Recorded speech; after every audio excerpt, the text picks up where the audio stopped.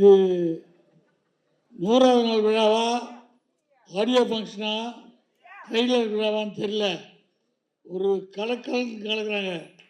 அவ்வளோ திட்டமிடல், அவ்வளோ பிளானிங்கு. நான் கீழே உட்காந்து பார்த்துக்கிறேன். என்னது இவ்வளோ பிளானா? இவ்வளோ ஆடியன்ஸை இப்படி கட்டுக்கோப்பாக உட்கார வைக்க முடியுமா? அவ்வளோ ஹோம் ஒர்க்கு, அவ்வளோ டிசைட் பண்ண தான் இந்த ஃபங்க்ஷன் அவ்வளோ நாள் நடத்த முடியும்.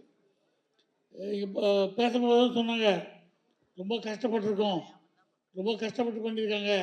அவர் ரொம்ப கஷ்டப்பட்டார், சென்டிமெண்ட் கஷ்டப்பட்டார், டான்ஸ் ஆட கஷ்டப்பட்டாருன்னு.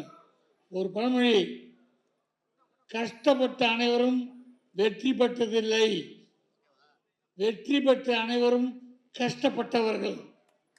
அந்த வகையில் கஷ்டப்பட்டிருக்கீங்க, நிச்சயம் வெற்றி பெறுவீங்க. இது கஷ்டப்படுறதுல ஒரு நியாயம் இல்லை. எதுக்காக கஷ்டப்படுறேன்னு? ஒரு பூட்டை உடைக்கிறது கூட கஷ்டப்படலாம், பேங்கை லாக்கரை உடைக்கிறது கூட கஷ்டப்படலாம், அது கஷ்டம் இல்லை.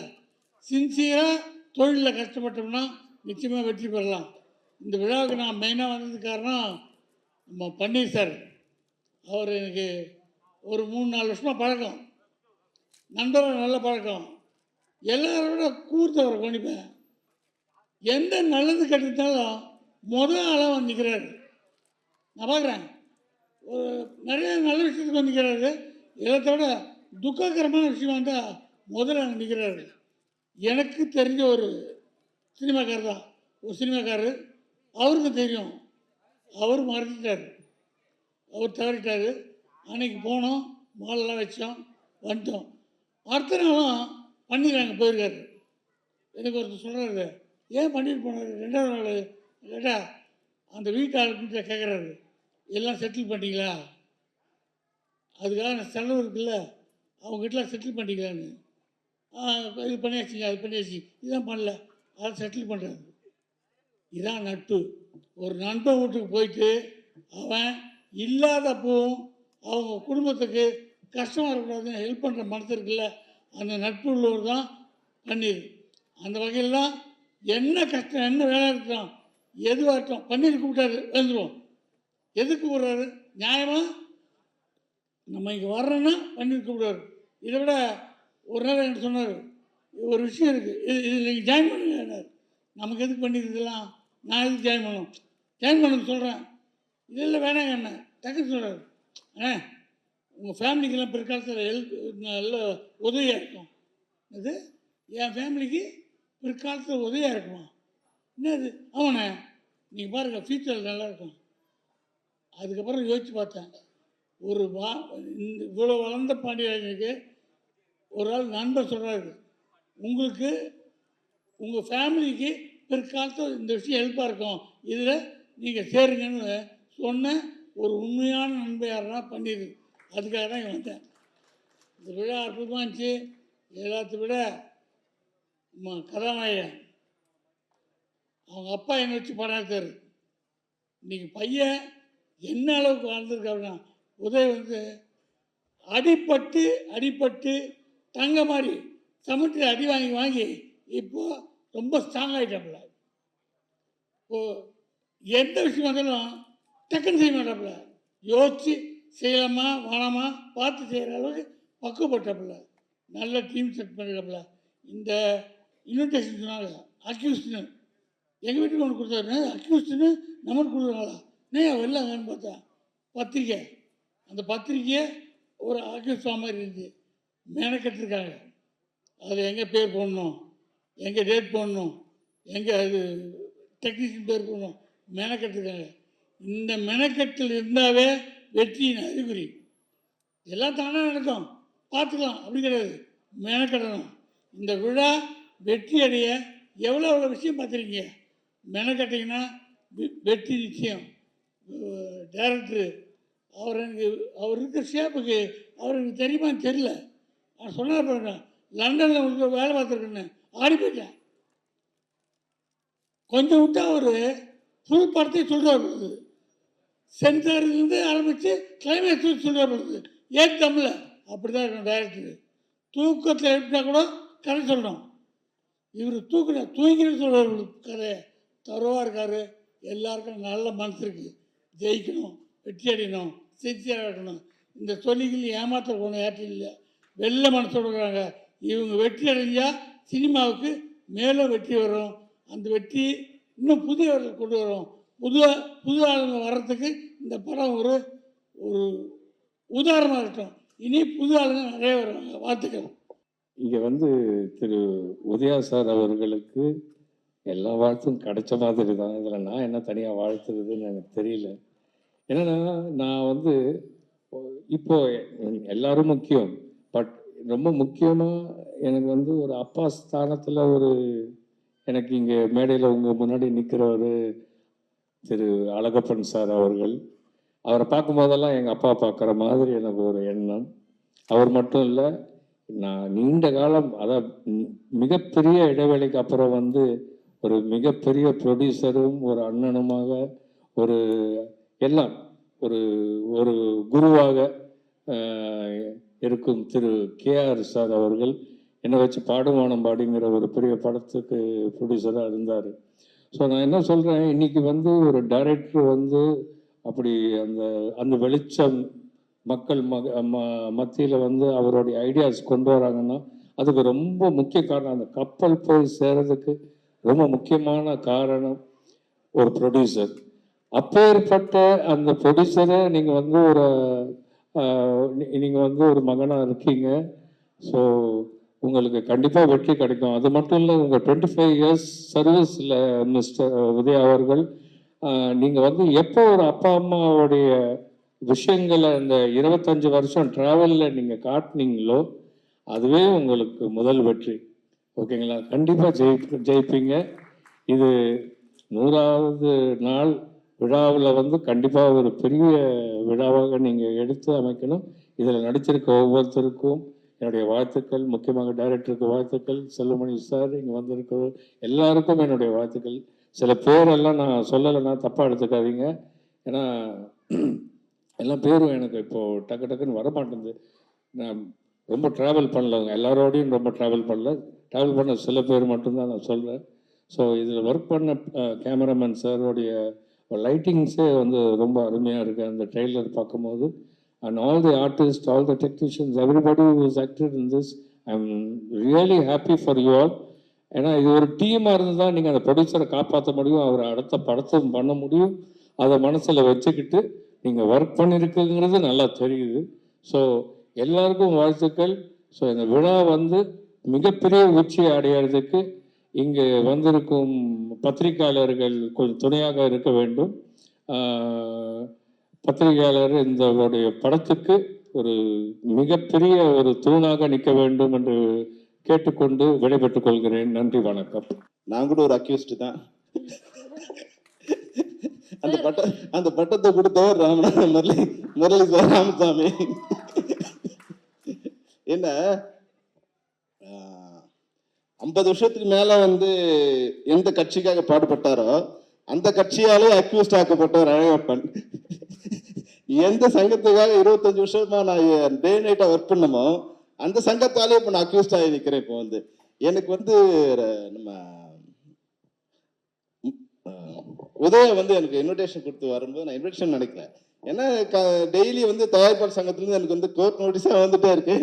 நான் வாங்கின நினச்சி வந்து எக்ஸிக்யூட்டிவ் மெம்பர் நேராக எடுத்தாந்து கொடுக்குறாருன்னு நினச்சிக்கிட்டேன். அந்த வந்து இன்விடேஷனை பார்க்கும்போது பார்த்தோன்னே என்ன உதயா எனக்கு அக்யூஸ்ட் இது கொடுத்துட்டு நீங்களே நேராக வந்துட்டீங்களான்னு, கோர்ட் ஆர்டர் எடுத்துகிட்டு வந்துட்டீங்களான்னு. சார் இது இன்விடேஷன். உண்மையாகவே வந்து அதை பார்க்கும்போது அதனோட உழைப்பு இருக்குங்களா. அதாவது வந்து நான் சொல்கிறேன், நேரம் வரும்போது நல்ல நேரம் வரும்போது நம்மளை சுற்றி நல்ல நண்பர்கள் வருவாங்க. கெட்ட நேரம் வரும்போது நம்மளை சுற்றி கெட்ட நண்பர் வருவாங்க. நல்ல நேரம் வரும்போது நல்ல நண்பர்கள் வருவாங்க, கெட்ட நண்பர்கள் விலகுவாங்க. ஆனால் உங்களுக்கு வந்து நல்ல நேரம் வந்திருக்கு. இப்போ நிச்சயமா எல்லாருமே வந்து மேடையிலேருந்து இது அமையிறது இருக்குங்களா. சாதாரணமாக பேசும்போது படத்தை பற்றி பேசுவாங்க. உங்களோட டெக்னீஷியன்ஸ் எல்லாருமே அவங்க குடும்பத்தை பற்றி பேசுகிறாங்க. அவங்க குடும்ப உறுப்பினர்லாம் வந்திருக்காங்க. இது ஒரு குடும்ப விழா மாதிரி இருக்கு. அது மட்டும் இல்லாமல் தமிழ் இண்டஸ்ட்ரி இருக்க எல்லாருமே வந்து இங்கே ஒரு குடும்பமாக அங்கே 1000 பிரச்சனைகள் இருந்தாலும் எல்லாரும் ஒரு மேடையில் நிற்க வைக்கிறதுக்கு காரணம் உங்களுடைய நட்பு தான். அந்த நட்பு வந்து எங்கள் எல்லாரையும் இந்த ஒரு மேடை நிற்க வைக்குது. அந்த நட்பு ஒருவேளை நமக்குள்ளே இருக்கிற பிரச்சனைகள் களையறதுக்கு ஒரு காரணமாக இருந்தால் கூட அதை நான் வந்து ஒரு பெரிய சந்தோஷமாக எடுத்துப்பேன். ஏன்னா அக்யூஸ்டுங்கிறது ஒரு தப்பான வார்த்தை இல்லை. முதல்ல வந்து அக்யூஸ்டுங்கிறது வந்து கன்விக்டட் தான் தப்பான வார்த்தை. அக்யூஸ்டுங்கிறது வந்து குற்றம் சாட்டப்பட்டவங்க நாங்கள். குற்றம் ஏன்னா இன்னைக்கு ஆட்சியில் வந்து எல்லாருமே அக்யூஸ்டாக தான் இருந்திருக்காங்க. எல்லார் மேலும் குற்றம் சாட்டு இருக்கு, குற்றம் சாட்டப்பட்டிருக்காங்க. அதில் வந்து நிரபராதியாக விடுதலை பண்ணப்பட்டிருக்காங்க, கன்விக்ட் ஆகிருக்காங்க. பெரும்பாலும் யாரும் கன்விக்ட் ஆனதில்லை.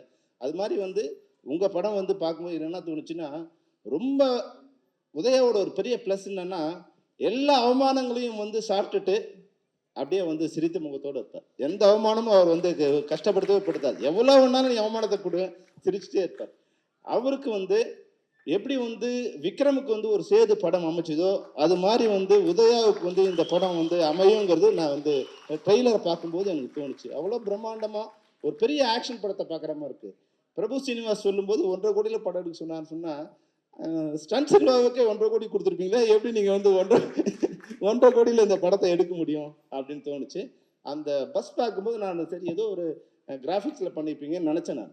ஏன்னா இந்த பட்ஜெட்டில் உங்களை வச்சு ஹீரோ வச்சு பண்ணும்போது அது பண்ண முடியாதுன்னு நினைப்போம். அப்புறம் யார் அதுதான் மேலே பார்த்தோம் டைட்டில் யாருக்காருன்னா ஸ்டன் சில்வா, அதெல்லாம் ஒத்துக்க மாட்டான்னு வரும்போது அவர் மேடையில் வந்து சொல்லும்போது தெரிஞ்சது உண்மையாகவே வந்து எல்லா டெக்னீஷியனும் இது வந்து சிறப்பாக அமைஞ்சிருக்காங்க. ஒரு தயாரிப்பில் வந்து எல்லா டெக்னீஷியனும் நீங்கள் வந்து கொண்டு வந்து மேடையில் வந்து ஒரு கொடுத்துட்டிங்கன்னா அதுவே மிக பிரம்மாண்டமான வெற்றியை கொடுக்கும். ஏன்னா நான் பிரபுவோட ஒர்க் பண்ணியிருக்கேன், சீனிவாஸ் கூட.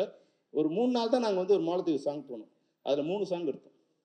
அவருக்கு கொரியோகிராஃபர் அவர் மட்டும்தான் வந்தார், அவர் அசிஸ்டன்ட் இல்லை, யாரும் இல்லை. அங்கே போன பிறகு இன்னொரு சாங் ரெடி பண்ணலாம்னா மியூசிக்கே இல்லாமல் சாங் எடுத்தார். அவ்வளோ பிரம்மாண்டமாக. நான் பெரும்பாலும் எந்த ஷாட்டுமே நான் யாரையும் வந்து தனியாக விட்டு எடுக்க அலோவ் பண்ண மாட்டேன். நான் கூட இருந்தால் நான் தான் கேமரா ஆப்ரேட் பண்ணுவேன். ஆனால் பிரபு வந்து ஒரு நாள் ஒர்க் பண்ண பிறகு வந்து நான் தனியாக இண்டிபெண்ட்டாக ஒர்க் பண்ண அலோவ் பண்ண ஒரே டான்ஸ் மாஸ்டர் வந்து பிரபு சீனிவாஸ் தான். ஏன்னா அவருக்கு டைரக்ஷனுக்கு உண்டான அவ்வளோ நாலேஜ் இருக்குது. இந்த படத்தை பார்க்கும்போது வந்து ஒரு மிகச்சிறந்த இயக்குனர் வந்து தமிழ் சினிமாவுக்கு வந்திருக்கான்னு தெரியுது. பிரபு, நீங்கள் முதல்ல வந்து நீங்கள் எங்கள் யூனியனில் மெம்பர் ஆகிடணும். நீங்கள் நான் மெம்பராக இருக்கீங்க. அதுபோல் வந்து இன்னைக்கு மேடையில் வந்து முரளி சாருக்கும் வந்து ஒரு சின்ன ரெக்வஸ்ட்டு. அவரோட நண்பர்கள் வந்திருக்காங்க. எல்லாரும் முகம் பார்க்காம இருக்கும்போது பல கடுமையான வார்த்தைகளாக விமர்சனம் பண்ணியிருப்பாங்க. ஆனால் நான் உள்ளே வந்தவொடனே அழகத்தை பண்ணி வாங்க வாங்க சார்னு சொன்னார். அதுதான் வந்து 25 வருஷமாக நாங்கள் ஒன்றா சேர்ந்து ஒர்க் பண்ணதோட உண்மையான நட்புங்கிறது வந்து அதுதான், அந்த இதயத்தில் இருந்தோட தான் உண்மையான நட்பு.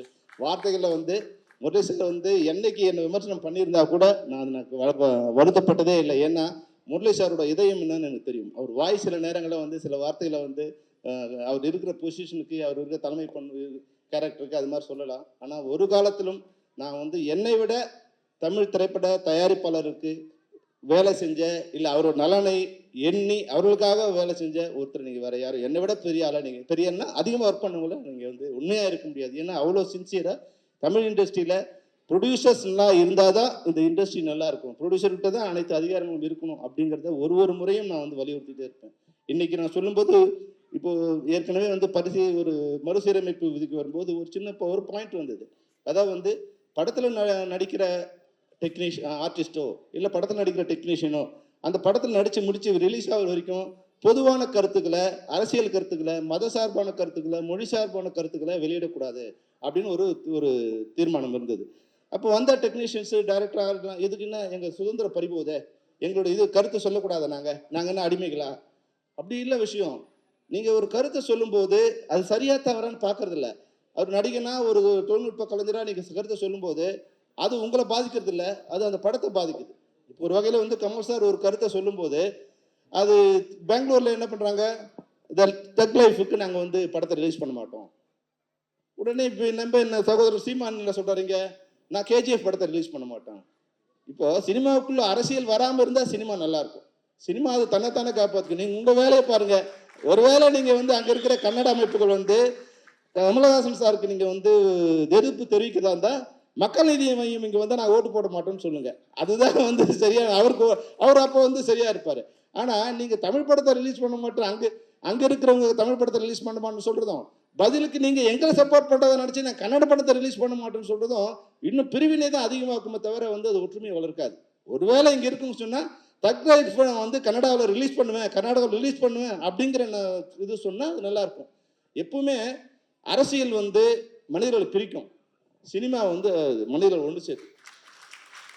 இங்கே சினிமாவில் வந்து ஜாதி, மதம், மொழி இப்போ பாருங்கள் பல்வேறு, இப்போ கன்னடாவில் வந்து ஹீரோயின் வந்திருக்காங்க, கேரளாவில் வந்து ஹீரோ வந்திருக்காரு, பல்வேறு மொழியிலேருந்து பல்வேறு மதங்கள் வந்திருக்காங்க. தமிழ்நாடு வந்து பெரும்பாலும் எல்லாரையும் வந்து ஒரு அரவணைச்சு போகிற இது. இந்த இடத்துல வந்து அரசியல்வாதிங்க அரசியல் மட்டும் பண்ணிட்டு இருந்தால் போதும். தமிழ் சினிமாவில் ஏற்கனவே நிறைய பாலிடிக்ஸ் இருக்குது. நீங்கள் வேற பொலிட்டீஷியன்ஸ் உள்ளே வந்துட்டீங்கன்னா இந்த சினிமா இன்னும் மோசமான நிலைமைக்கு போய்டும். அதனால் எங்களோட வேண்டுகோள் என்னன்னா, குறிப்பு ஏற்கனவே நாங்கள் வந்து நடிகர்களுக்கும் இல்லை மற்ற தொழில்நுட்ப கலைஞர்களுக்கும் ஒரு வேண்டுகோள் கொடுத்துருக்கோம். தயவு செய்து உங்களோட கருத்துக்களை படம் முடிஞ்ச பிறகு நீங்கள் சும்மா இருக்கும்போது இல்லை அரசியலுக்கு போயிடுங்க மொத்தமாக. இங்கே சினிமாவில் இருந்துட்டு சொல்லும்போது சினிமாவும் பாதிக்குது. அது ஒரு ப்ரொடியூசர் பண்ணும்போது ப்ரொடியூசர் ஒரு தப்பும் இல்லை. இப்போ ஒரு இதே படம் ஒரு வேளை கமல்ஹாசன் சாராக இருந்தால் சமாளிக்கலாம். வேற ஒரு ப்ரொடியூசராக இருந்தாங்கன்னா அந்த படம் அங்கே ரிலீஸ் பண்ணால் இன்றைக்கி வந்து மிகப்பெரிய ஒரு பார்ட் வந்து ரிலீஸ் பண்ண முடியாமல் போகிற ஒரு சுச்சுவேஷன் வருது. இன்றைக்கி வந்து சமூகம் எப்படி இருக்குன்னா ஒரு கொந்தளிப்பான சூழ்நிலை இருக்குது. எங்கே சண்டை போடலாங்கிற மாதிரி காத்துக்கிட்டு இருக்காங்க. அதனால் வந்து இது போல விதிகளில் முரளி சாருக்கு தெரியும். உண்மையாகவே வந்து டைரக்டர் பேசும்போது சொன்னார், உதயா பேசும்போது சொன்னாங்க, ஒரு பட்ஜெட் போட்டு வந்து ஒரு பிளான் பண்ணி இந்த படத்தை பண்ணியிருக்கணும். தமிழ் சினிமாவில் இது வரைக்கும் கேஆர் சார் இருக்காங்க. பல்வேறு முறையில் நம்ம முயற்சி பண்ணியிருக்கோம். நாங்கள் வந்து டைரக்டர்ஸ் யூனியனில் டைரக்டர் கையெழுத்து வாங்கியிருக்கோம். நீங்கள் போட்ட பட்ஜெட் படி, நீங்கள் போட்ட பிளான் படி படம் முடிக்காமல் எக்ஸஸ் பண்ணிங்கன்னா உங்கள் சம்பளத்துலேருந்து நாங்கள் பிடிச்சிப்போம் அப்படின்னு தயாரிப்பாளர்கிட்ட கையெழுத்து போட்டு கொடுத்துருக்கோம். நாங்கள் இது வந்து இந்த 50 வருஷ சினிமாவில் நடக்காத ஒரு விஷயம். இதுக்காக பல்வேறு முயற்சிகள் எடுத்து தமிழ் சினிமாவும் தமிழ் திரைப்பட தயாரிப்பாளர்களும் நல்லா இருக்கணும்னு நாங்கள் பல்வேறு விதமாக முயற்சி எடுத்துட்டு இருக்கோம். இந்த நேரத்தில் வந்து முரளி சார் இருக்கிறதாலும், முரளி சார் கூட இருக்க அவங்க நண்பர்கள் இருக்கிறதாலும், அழகன் தமிழ்மணியோ கமலக்கண்ணனோ செந்தாமரையோ இல்லை நம்ம பன்னீரோ எல்லாரும் இருக்கீங்க. நீங்கள் வந்து அதாவது ஒரு பிரச்சனையை வரும்போது நம்ம வீட்டில் கூட பிரச்சனை இல்லாமல் எந்த வீடும் இருந்ததில்லை. அந்த பிரச்சனையை வந்து எப்படி சால்வ் பண்ணலாம்னு நினச்சா அது நல்லாயிருக்கும். ஆனால் பிரச்சனை வரும்போது இப்போ ஒரு தயாரிப்பாளர் திருப்பதி பிரசாத் கிட்ட சொன்னோம், சார் வந்து இது மாதிரி வந்து நீங்கள் லெட்டர் கொடுக்கணும் சார். என்ன சார் 6 மாதத்துக்கு முன்னாடி நீங்கள் தானே சொன்னீங்க ப்ரொடியூசர் கவுன்சில் லெட்டர் இருந்தால் தான் ஷூட்டிங் வருவோம்னு சொன்னீங்க. இன்னைக்கு ப்ரொடியூசர் கவுன்சில் ஒர்க் பண்ண மாட்டேங்கிறீங்க.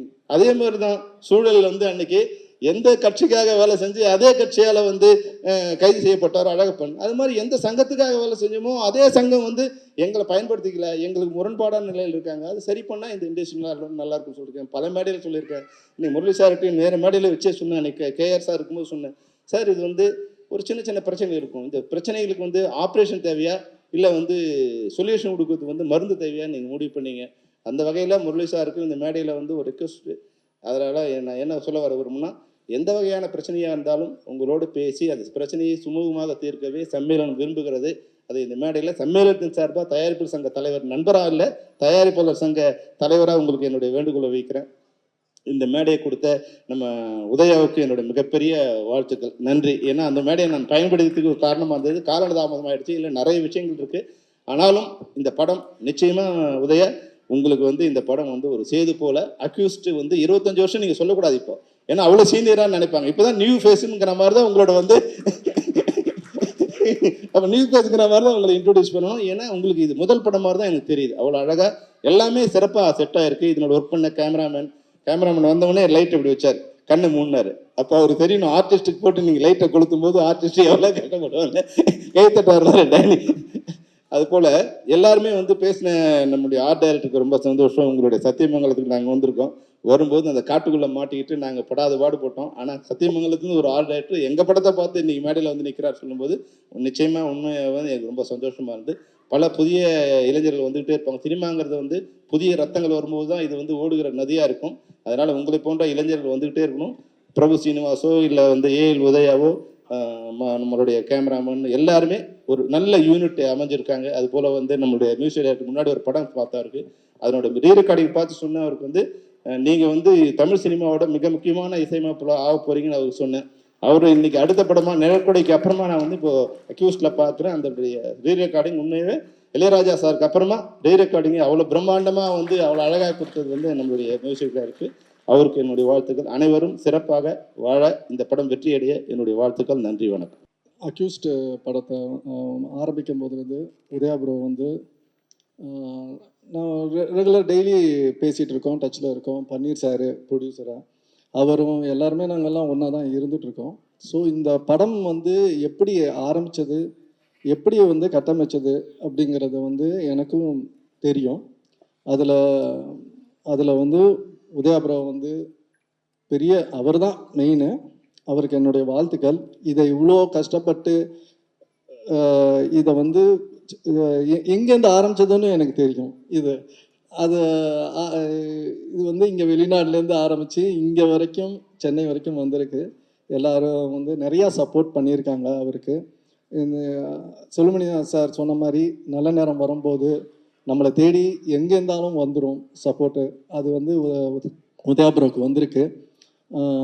இதை தக்க வச்சுக்கணும்னு நானும் விரும்புகிறேன். அவர்கிட்ட நம்ம நிறையா வாட்டி சொல்லியிருக்கேன். இது வந்து ஒரு பேஷன் ட்ரிவன் இண்டஸ்ட்ரி. நம்ம முயற்சி பண்ணிட்டு இருந்தால் அது வந்து கண்டிப்பாக இந்த சினிமா துறை நம்மளை கைவிடாது. நம்ம அது பின்னாடியே அதை நம்பிக்கையோடு இருக்கிறது தான் உதயபுரோட இது சக்ஸஸ், 25 வருஷத்தோட சக்ஸஸ்ஸு. அதே மாதிரி வந்து இதை பண்ணும்போது பன்னீர்செல்வம், தங்கவேல் சார் எல்லாருமே வந்து ஒன்றா சேர்ந்துருக்காங்க. ஒரு தனி டிசிஷன் எடுக்கிறது வந்து ஈஸி. ஒரு படத்துடைய இது வந்து தனியாக ஒரு டிசிஷன் எடுக்கிறது வந்து நம்மளுடைய இதில் போயிடும். ஆனால் ஒரு பார்ட்னர்ஷிப்பில் எடுக்கும்போது, ஒரு 3 பேர் சேர்ந்து எடுக்கும்போது கருத்து வேறுபாடுகள் வந்துடும். அது வராமல் அதை பக்குவமாக பார்த்துக்கிட்டாரு உதயா ப்ரோ. இவங்க பன்னீர்செல்வமும் சரி, தங்கவேல் சார் சரி, நம்பிக்கை, இந்த யூனிட் மேலே கம்ப்ளீட் நம்பிக்கை வச்சு அவரோட டிசிஷனில் கூட பயணித்து இன்னைக்கு வரைக்கும் வந்து இந்த இடத்துக்கு வந்திருக்கு. இது வந்து கண்ணு மூடி திறக்கிறதுல, ஏன்னா பூஜைக்கு நான் போயிருந்தேன், இப்போ ஆரம்பிக்க பூஜைக்கும் போயிருந்தேன். அதே இப்போ வந்து ஆடியோ ஃபங்க்ஷனுக்கு வந்திருக்கோம். இது வெற்றி விழாவிலையும் கலந்துப்பேன்னு கண்டிப்பாக நம்புகிறேன். இதில் இன்னும் வந்து டைரக்டர் சார் சொன்னார் அஜ்மல் சார் பற்றி. நானும் இதில் குறிப்பிடணும், ஏன்னா நானும் இதில் எல்லாமே கேட்டுட்டு கூட இருந்ததுனால இதை வந்து நிறையா ஹீரோஸ்ட்டு அவங்க பார்த்தாங்க. ஆனால் அஜ்மல் சார் கேட்டவுடனே ஒத்துக்கிட்டவுடனே உதயபுரம் வந்து எவ்ரிடே அப்டேட் பண்ணார். இது முடிஞ்சிடுச்சு சார், இது வந்துருச்சு. ஸ்டன் சில்வா சார் ஒத்துக்கிட்டாரு. எல்லாம் யோகி பாபு சார் அப்ரோச் பண்ணது, எல்லா விஷயங்களும் ஒரு ப்ரெஷர் டென்ஷன் இருக்கிறது. அவர் நடிக்கணும், ஏன்னா ஒரு ப்ரொடக்ஷன் பண்ணும்போது நடிக்கும்போது அதோட இம்பேக்ட் அதில் வந்துடக்கூடாது. ஏன்னா இது ப்ரொடக்ஷனுங்கிறது வந்து ரொம்ப ப்ரெஷரான வேலை இந்த காலத்தில். ஒரு காலத்தில் நல்லா ஒரு இனிமையான தொழிலாக இருந்தது வந்து இப்போ ப்ரெஷரான தொழிலாக மாறி போயிட்டுருக்க இதாகிடுச்சு.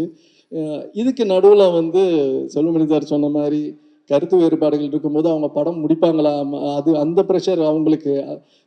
இருக்கிற தயாரிப்பாளர் சங்கத்துக்கும் சம்மேளனத்துக்கும் உள்ள கருத்து வேறுபாடுகள் வந்து இருக்கிற படப்பிடிப்புகளை வந்து நிறுத்திடாமல் பண்ணுறதுக்கு இவ்வளோத்தையும் அவர் வந்து ஹேண்டில் பண்ணியிருக்காரு.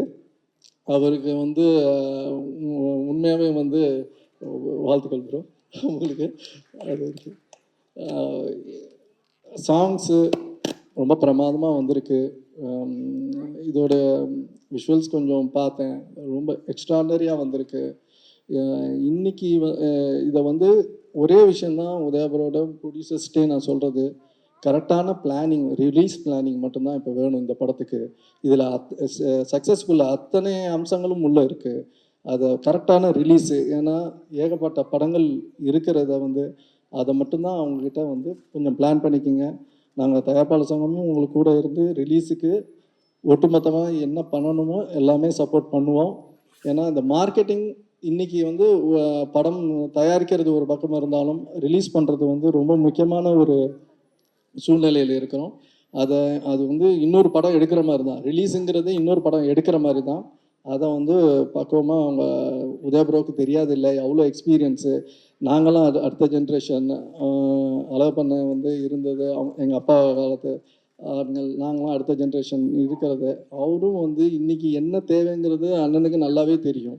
அவங்க அட்வைஸில் நிறைய பேர் இங்கே இருக்காங்க, வளர்ந்துருக்காங்க. ஸோ உதயபுரோவுக்கு இதுவும் நல்லா தெரியும். தயாரிப்பாளர்களும் அதை வந்து அவரோட சேர்ந்து தான் பயணிக்கிறாங்க. ஒரு டிசிஷன், கலெக்டிவ் டிசிஷன் எப்போவுமே அவங்க எடுக்கிறாங்க, எங்கேயுமே முரண்பாடு கிடையாது. அந்த விஷயத்தில் வந்து இந்த கூட்டணி பல படங்களை தயாரிக்கணும்னு நான் கடவுளை வேண்டிக்கிறேன். இது கண்டினியூ ஆகணுன்றது என்னுடைய வாழ்த்துக்கள். அதே நேரத்தில் வந்து செல்வமணி சார் வந்து சொன்னார், அந்த டிஸ்கஷனை வந்து ரொம்ப இங்கே கருத்து வேறுபாடுகள் எல்லாமே இருக்க தான், சங்கங்கள் இருக்கும்போதே கருத்து வேறுபாடுகள் இருக்கும். எங்களுடைய சங்கத்துடைய முன்னாள் தலைவர் கேஆர் சார் இருக்கார், அவருக்கும் இதை பற்றி புரியும். இந்த பிரச்சனை வந்து வந்து தயாரிப்பாளர் சங்கத்தோடைய உரிமை பிரச்சனை. அதை கலெக்ட் பண்ணிட்டா அது எல்லாமே சரியாக இருக்கும். ஏன்னா எங்களோட உரிமையை கொடுத்துக்கூடிய தலைவர், முன்னாள் தலைவர் இருந்திருக்காங்க, கேஆர் சார் இருந்திருக்காரு. அவர் இருக்கும்போது அவருடைய உரிமையை விட்டு கொடுத்து இருப்பாரா? அந்த சங்கத்தை விட்டு கொடுக்கவே யாருக்குமே இருக்க முடியாது. நான் இந்த நேரத்தில் அந்த சங்கத்தில் தலைவர் பொறுப்பில் இருக்கிறதுனால நான் அதை வந்து செல்வமணி சார்ட்டையும் எக்ஸ்பிளைன் பண்ணி சொல்லியிருக்கிறேன்.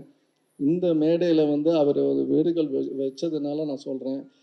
எங்கள் தயாரிப்பாளர் சங்கத்தோடைய உரிமையை வந்து கொடுங்க. என்னென்ன சங்கத்தோடையோ இப்போ ஆரம்பித்த சங்கம் ஏதோ புதுசு சின்ன சங்கங்கள் எல்லா சங்கத்தோடையும் போய் நீங்கள் ஒர்க் பண்ணும்போது பாரம்பரியமிக்கமான இவ்வளோ தயாரிப்பாளர்கள் அத்தனை ஜாமான்கள் இருக்க தயாரிப்பாளர் எங்களுக்கு முன்னோடிகள் எல்லாருமே இருக்கிற தயாரிப்பாளர் சங்கத்தை நீங்கள் வந்து உதறி தள்ளக்கூடாது. செல்வமணி சாருக்கு தெரியாது எதுவுமே கிடையாது. என்னோடய சீனியர் தான்.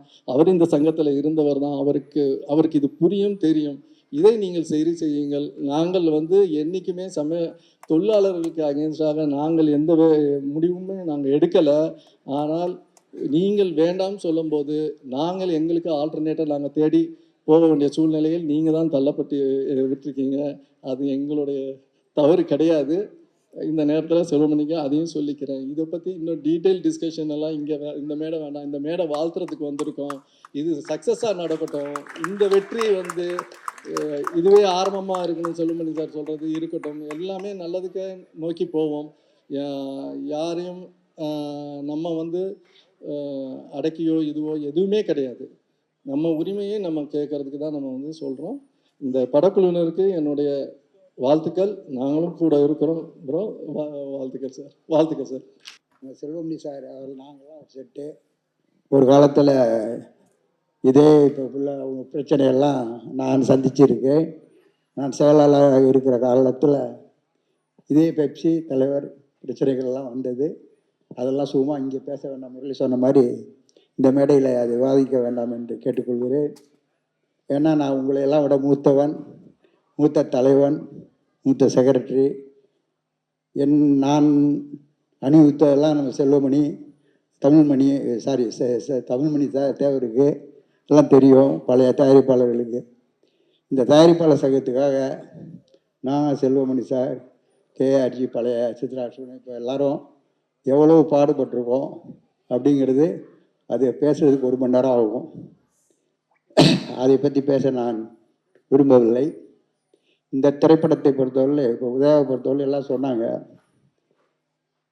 2000 கரெக்டாக 25 வருஷம் ஆச்சு. நான் வந்து இந்த இண்டஸ்ட்ரிக்கு வந்து 55 வருஷம் ஆச்சு. 55 வருஷம் ஆச்சு. படம் நான் எடுக்காத இயக்குநர்கள், அறிமுகப்படுத்தாத இயக்குநர்கள் கிடையாது. செல்வமணிக்கு தான் ஒரு பாராட்டு விழா பாரதி ராஜா தலைமையில் நடத்தினோம். 25வது விழா. ஒரு ரோஜா கல்யாணம் பண்ண மாட்டேன்னு சொல்லிட்டு இருந்த நேரத்தில் பண்ணுன்னு சொல்லி ஒரு ஃபங்க்ஷன் நடத்தினோம். அது மாதிரி இது உதயாவுக்கு 25வது படம் விழா ஆண்டு. முதல்ல நான் வந்து படம் எடுத்துக்கிட்ட காலத்தில் இவங்கெல்லாம் பிறக்கவே இல்லை. உதயாவும் பிறக்கலை, விஜயும் பிறக்கலை, யாருமே பிறக்கவே இல்லை. அந்த நேரத்தில் நான் படம் எடுத்துக்கிட்டு இருந்தேன். ஆனால் என்னுடைய ஒரே குறிக்கோள், சினிமாவில் அவ்வளோ சிரமப்பட்டு கீழே இருந்து வந்தவங்களாம். அதனால் சினிமா வேண்டாம் அப்படின்னு சொல்லி நீங்கள் வந்து படிக்கணும், படித்து டிகிரி முடிக்காமல் ஷூட்டிங் ஸ்பாட்டுக்கே வரக்கூடாது அப்படின்னு ஒரு குறிக்கோள் வச்சுருந்தேன். ஷூட்டிங் ஸ்பாட்டுக்கே வர அலோவ் பண்ண மாட்டேன். யாரும் வரமாட்டாங்க, 2 பேருமே வரமாட்டாங்க. படித்து முடித்து டிகிரி வாங்கின உடனே ஒரு இனியெல்லாம் சுவமேன்னு நான் ஒரு படம் எடுத்தேன் அப்பாஸை வச்சு. ரமேஷ் என்ன டைரக்டர், அவரோட இங்கே வந்திருக்காரு. அவரை வச்சு படம் எடுக்கல. அதில் ஒரு சின்ன சீனு ஒன்று, உதயாவும் ஒரு பொண்ணும் கல்யாணம் பண்ணிட்டு போகிற மாதிரி ஒரு சீன், ஓடி போகிற மாதிரி ஒரு சீனு. அது உதயா ஷூட்டிங் ஷாட்டில் இருக்கையில் இப்ராஹிம் ராவுத்தர் தான் அதனுடைய மூலகர்த்தா. அவர் தான் இந்த படத்தை எனக்கு பண்ணி கொடுக்குறாரு. அவர் வந்து சொன்னால் உங்கள் பையனே பண்ண சொல்லலாமே அப்படின்னாரு. ஐயோ வேண்டாம் சார், சினிமாவே வேண்டாம் அப்படின்னு ரொம்ப ரிக்வஸ்ட் பண்ணேன் அவரை. ஆனால் டைரக்டர் ஃபோன் பண்ணி ஒரே சீட் தானே அப்படின்னு சொன்னாங்க. நான் முடியாதுன்னு சொல்லிட்டேன். வீட்டுக்கு போனால் என் மனைவி உதயாவுடைய அம்மா, உங்கள் பிள்ளைய பெரிய ஸ்க்ரீனில் பார்க்குறது உங்களுக்கு ஆசை கிடையாதா அப்படின்னு சொல்லி அவங்க அம்மா தான் அவனை ஹீரோ ஆக்குனாங்க. நான் வந்து திருநெல்வேலின்னு ஒரு படத்தை ஆரம்பித்தேன், நானும் சௌத்ரி சாரும். ஏன்னா எந்த உதயா படத்தில் என் பேர் எதுலேயும் வராது. கடைசியில் கலைஞர் பேரை வச்சு ஒரு கம்பெனி ஆரம்பித்து கலைஞர் கொடைக்கணும்னு ஆரம்பிக்கையில் கலைஞர் சொன்னார், இதுக்கு தயாரிப்பாளர் யாருன்னு கேட்டார். நான் ஒரு பேரை சொன்னேன், இல்லை நீ தான் தயாரிப்பாளர் அப்படின்னு கலகலப்புன்னு ஒரு படம் எடுத்தோம்.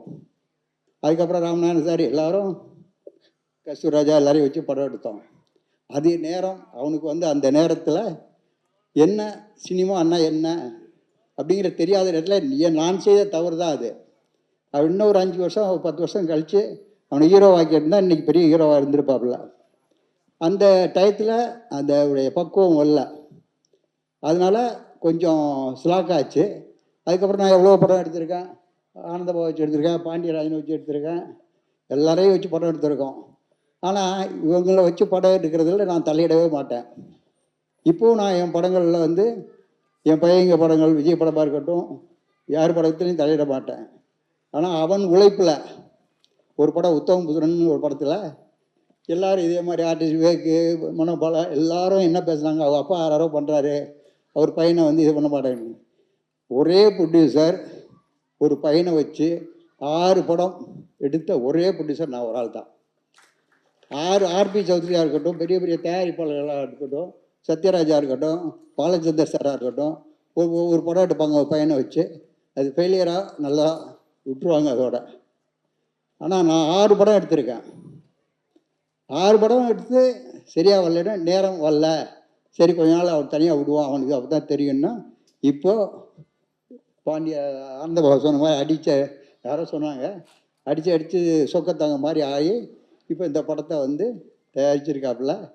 தயாரிப்பாளர்கள் 2 பேரும் தங்கமானவர்கள், பன்னீராகட்டும் தங்கவேல் சார் ஆகட்டும், அவர்களுக்கு தான் நான் நன்றி சொல்லணும். முதல்ல அவர்கள் வந்து கரெக்டாக பிளான் பண்ணி உதயா உருவாக்கியிருக்காங்க. அது எனக்கு மிக்க சந்தோஷம் என்று அவங்க அம்மாவுடைய ஆசீர்வாதம் அவனுக்கு இருக்கும். அவள் இருந்திருந்தால் இன்று பெரிய ஒரு மகிழ்ச்சியோடு இருந்திருப்பாள். அதே மகிழ்ச்சி எனக்கும் இருக்குது. ஏன்னா என் பிள்ளை தானே. இன்னொரு பிள்ளை பெரிய லெவலில் டைரக்டர் ஆகிட்டார். அவரும் இதே மாதிரி தான் ஒரு தட்டை போய் கதை சொல்லிகிட்டு இருந்தார். கேள்விப்பட்டேன், கதையெல்லாம் சொல்லாத, முதல்ல அசிஸ்டன்ட் டைரக்டர் ஆகி அப்புறம் டைரக்டர் ஆகணும். ஆனால் அவன் டெக்னீஷியன், ஹீரோ ஆகணும்னு அவருக்கு ஆசை கிடையாது, டெக்னீஷியன் ஆகணும்னு ஆசைப்பட்டாப்புல. இங்கே இருக்கிற டைரக்டர் எல்லார்ட்டையும் பெரிய டைரக்டர்லாம் கூப்பிட்டு போனேன். எல்லாம் அடுத்தாப்புல படம், அடுத்த படம் பண்ணுறோம், அடுத்த படம் பண்ணுவோம் அப்படின்னாங்க. பிரியதர்ஷன் ஒரு டைரக்டரை கூப்பிட்டு போனோம், அவர் சேர்த்துக்கிட்டாரு. 5 வருஷம் அவர்கிட்ட உழைச்சான். இப்போ ஒரு டைரக்டராக வெளியே வந்தான். அஜித், விஜய் எல்லா ஹீரோவையும் வச்சு படம் பண்ணி பெரிய டைரக்டராக இருக்காப்புல. சந்தோஷம். அது மாதிரி உதயாவும் வரணும், அதுதான் எனக்கு சந்தோஷம். நான் இந்த 75-50 வருஷமாக இந்த இண்டஸ்ட்ரிக்காக ஜெயிலுக்கு கூட போயிருக்கேன். ஜெயிலுக்கு இன்னும் அக்யூஸ்டாக இல்லை, கவுன்சிலுக்காக. கவுன்சிலில் ஒரு பிரச்சனை வந்தது, ஒரு தொலைக்காட்சிக்கு எங்களுக்கு தகராறு வந்ததில் அவங்க வந்து என்னை அந்த பொறுப்புலேருந்து எடுக்கணும்னு நினச்சாங்க. அதுக்காக வந்து என்னை அட்டெம்ப்ட் மர்டர் கேஸ் போட்டு இது எஃப்ஐஆர் மாதிரி ஒரு நாள் எஃப்ஐஆர் கொடுத்து என்னை அரெஸ்ட் பண்ணி உள்ளே வச்சாங்க. அதுக்கப்புறம் எனக்கு ஜட்ஜ்மெண்ட் வாங்கி அவங்க மேலே 5 கோடி ரூபாய்க்கு டெமரேஜ் கிளைம் பண்ணி இன்றைக்கி என்கிட்ட ஆர்டர் இருக்குது. அது மாதிரி இந்த படம் சக்ஸஸ் ஆகி கோடிக்கணக்கான பணம் பண்ணியிருக்கோம், தங்கவேலுக்கும் வரவும் நிச்சயமாக நான் நம்புகிறேன். Thank you sir. ஏன்னா என் லைஃப்பில் நடந்ததை தான் நான் சொல்கிறேன். இதை வந்து நான் ப்ரெஸ்ஸில் கூட சொல்கிறதுக்கு தயாராக இருக்கேன். இன்றைக்கும் ஆர்டரு ஜட்ஜ்மெண்ட்டு என் கையில் இருக்குது. தலைவர் வந்து என்னை வந்து இதுக்கு மேலே இந்த பிரச்சனையில் ஒன்றும் பண்ணாத அப்படின்னு சொல்லிட்டாரு. எம்ஜிஆராக இருக்கட்டும், ஜெயலலிதாவாக இருக்கட்டும், செல்வமணிக்கு எல்லாம் தெரியும். நாங்கள்லாம் போனால் எங்களுக்கு என்ன மரியாதை கொடுப்பாங்க, இந்த பார்ட்டி அப்படின்னு கூட பார்க்க மாட்டாங்க. கவுன்சில், திரைப்பட தயாரிப்பாளர் எல்லாருமே, ஏன்னா எல்லாரையுமே இண்டஸ்ட்ரியில் இருந்தவங்க, அவங்க வந்து எங்களுக்கு எல்லாமே செஞ்சுக்கிட்டு இருந்தாங்க. இதே பிரச்சனைகள்லாம் வந்திருக்கு, நிறைய பிரச்சனைகள் வரத்தான் செய்யும். ஒரு நேரத்தில் கவுன்சிலே ஒருத்தர் மூடினார். அப்போ வந்து விஜயகாந்த் என்ன பண்ணார், வாயான்னு கூப்பிட்டு என்னை கூப்பிட்டு நடிகர் சங்கத்தில் ஒரு இடத்த கொடுத்து இங்கே தயாரிப்பாளர் சங்கத்தை நடத்தினார். அந்த மாதிரி நாங்கள்லாம் வந்து எவ்வளோ இண்டஸ்ட்ரிக்கு சிரமப்பட்டிருக்கோம். இப்போ வந்து சின்ன சின்ன பிரச்சனை, இப்போல்லாம் புது ஆளுங்க சில ஈசி மெம்பர் இப்போ உள்ள ப்ரொடியூசர்லாம் கூட எனக்கு தெரியாது. ஏன்னா 4 வருஷம் ஆச்சு நான் அந்த கவுன்சில் பக்கம் போகிறதே கிடையாது அன்னையோட. ஏன்னு கேட்டிங்கன்னா உழைச்சவனுக்கு அங்கே மரியாதை கிடையாது. நான் தமிழ் மணி வச்சு தான் சொல்கிறேன். தேவருக்கு தெரியும், எல்லாமே எல்லாருக்குமே தெரியும், ஓரளவு தெரியும். ஆனால் அது இப்போ முரளி ஒரு பிரச்சனையில் ஈடுபட்டிருக்காப்புல. முரளி அப்பா எனக்கு ஃப்ரெண்டு, அவரை டைரக்டர் ஆக்கியிருக்கேன், அவரை வச்சு படம் எடுத்திருக்கேன். நாங்களாம் ஒரு செட்டு. உதயா வச்சு ராமநாராயணன் படம் எடுத்திருக்காரு. சக்கலக்கா பேபின்னு ஒரு படம் எடுத்தோம். அது வந்து எங்களுக்கு இப்போ அந்த அப்பா என் கூட ரொம்ப க்ளோஸ் ஃப்ரெண்டு. நாகேஷ் சார் வந்து டெய்லி என் கூட தான் இருப்பார் சாயங்காலம் ஆனால். அந்த அப்போ ஜெய்சங்கர் நாங்கள்லாம் ஒரு செட்டு ஒரு அந்த மாதிரி இருக்கிற நேரத்தில் கூட முரளிக்கு வந்து இன்றைக்கி 1008 பிரச்சனை வரும். அது சமாளிக்கணும் முதல்ல யாரும் மதிக்க மாட்டாங்க. நாளைக்கு முரளி அந்த பொறுப்பை விட்டு வெளியே வந்தால் யாரும் மதிக்க மாட்டாங்க. ஆனால் தொழிலாளர்கள் அப்படி கிடையாது. தொழிலாளர்கள் வந்து என்றைக்கும் யார் தலைமையில் பீடத்தில் இருக்காங்களோ அவங்களை நான் வந்து என் தயாரிப்பாளர்களே வருத்தத்தோடு தான் இதை சொல்கிறேன். நீங்கள் வந்து எல்லாம் ஒற்றுமையாக இருந்தோம்னா இந்த பிரச்சனையே வராது எதுவுமே. அதுக்கு நாங்கள் முன்னாடி எல்லாம் ஒன்றா இருந்தோம். ஏதாவது பேசிக்கிறோம். இப்போ எப்படி ஒன்றா வந்திருக்காங்களோ அது மாதிரி எல்லோரும் ஒன்றா சேருவோம். சேர்ந்தால் பிரச்சனையே கிடையாது. ஒரு கவர்மெண்ட்டில் போய் ஒரு சப்சிடியோ டேக்ஸ் ஃப்ரீயோ யாரோ கேட்குறதுக்கு மொத்தமாக போனால் தான் மரியாதை இருக்கும். எம்ஜிஆர் சொல்லுவார், அவங்கெல்லாம் பிரிஞ்சிருக்காங்களா அவங்களையும் ஒன்றா கூப்பிட்டுவாங்கம்பார். அந்த அம்மாவும் அதே மாதிரி ஜெயலலிதா மேடம் அதே மாதிரி தான் சொல்லுவாங்க. எங்களுக்கு எவ்வளோ உதவி பண்ணியிருக்காங்க, நான் இவ்வளவுக்கும் கலைஞரோட இருக்கிறவன் இருந்தாலும் அவங்களாம் மரியாதை கொடுப்பாங்க. அந்த அளவுக்கு இன்றைக்கி இண்டஸ்ட்ரியை கொண்டு வர வேண்டிய பொறுப்பு இந்த 2 பேர் தான் இங்கே இருக்காங்க. இந்த 2 பேரும் ஒன்றா இருந்து இந்த பிரச்சனைகளை சால்வ் பண்ணி தயாரிப்பாளர் சங்கத்தை உருவாக்கினா இந்த மாதிரி படங்கள் வர்றதுக்கு ஹெல்ப்பாக இருக்கும். நேற்று பார்த்தா ஒரு 7 படம் 8 படம் விளம்பரம் வருது. இன்றைக்கி பார்த்தா இது எனக்கு வந்து 3வது தலைமுறை. நான் ப்ரொடியூசர், என் பையன் ப்ரொடியூசர், என் பேரன் ப்ரொடியூசர், என் பேரன் ஹீரோ. அந்த மாதிரி 3 தலைமுறைகளை பார்த்துட்டேன். இன்னும் சொல்லப்போனால் இன்னும் கடவுள் எனக்கு ஆசை கொடுத்தா 4வது தலைமுறை இன்னொரு ஹீரோ பேரன் கூட ஹீரோ ஆகிடுவான். எல்லாம் சினிமாவை தான் வருது, அந்த மாதிரி வந்துக்கிட்டு இருக்கு. இப்போ கடைசியாக ரங்கோலின்னு ஒரு படம் பார்த்துருக்கோம். அதுவும் என் பேரன் ஹீரோவை ஆக்ட் பண்ணிக்கிட்டு இருக்கான், ரங்கோலி. அது மாதிரி இந்த இண்டஸ்ட்ரியை ரொம்ப நேசிக்கணும். இது வந்து இந்த தொழில் மாதிரி எந்த தொழிலுமே கிடையாது. சினிமா தொழிலில் நான் அக்கௌண்டண்ட்டாக வந்தேன். இன்றைக்கி இத்தனை படம் எடுத்திருக்கேன், 30-40 படம் எடுத்திருக்கேன். கிட்டத்தட்ட 100 படம் தெலுங்கு டு தமிழ் டப்பிங் பண்ணி ரிலீஸ் பண்ணியிருக்கோம். எல்லா டைரக்டரை வச்சு படம் எடுத்திருக்கேன். ஆனால் இந்த தொழில் மாதிரி வேறு எந்த தொழிலையும் பேரும் வராது, பப்ளிசிட்டியும் வராது, பணமும் வராது. அது மாதிரி அருமையான தொழில். இந்த தொழிலை பண்ணிடுறோம், தங்கவேல் சாரும் கண்டினியூ பண்ணி இதில் சம்பாதிச்சு இந்த பணத்தை வச்சு அடுத்த படத்தை எடுக்கணும்னு நான் ஆசைப்பட்றேன். அதே நேரத்தில் சில்வா மாஸ்டரை பற்றி எல்லோரும் சொன்னாங்க. சில்வா மாஸ்டர் என் படத்தில் ஒரு பட்டுக்கார், நான் அவர் பார்ட்னர், நானும் அவர் சேர்ந்து ஒரு படம் எடுத்தோம். அது மாதிரி என்ன எல்லாருக்கும் நன்றி சொல்லணும். நன்றி சொல்கிறதுக்கு தான் நான் சொன்னேன், பண்ணிட்டேன். நான் கடைசியில் நன்றி சொல்கிறேன், சரி என்னை பேச விடாதீங்க அப்படின்னு சொன்னேன். கடைசியில் என்னை பேச விட்டாங்க. அதனால் பத்திரிகையாளர்களுக்கும் தொலைக்காட்சி நண்பர்களுக்கும் இன்னும் முக்கியமாக வந்தவங்க யோகி பாபு, சில்வா மாஸ்டர், பாண்டியராஜன் மற்றும் அனைத்து பேர் விட்டிருந்தா கூட எல்லாரும் என்னை மன்னிச்சுக்கணும்.